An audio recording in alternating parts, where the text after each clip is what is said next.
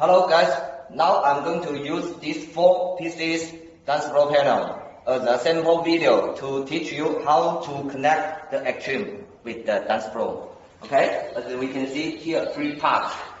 The first one, step. Use this lock in the extreme. As you can see, all is the same. We have preset here. Okay, the second step, turn it over and close to the dance floor. Lock one by one. With another extreme. Turn it over. Lock the same. Lock the same.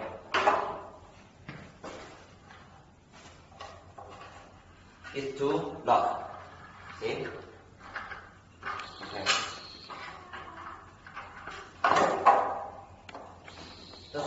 The first step, we use this corner. See? Lock here.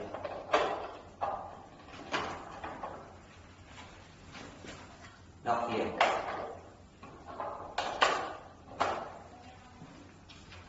Lock here.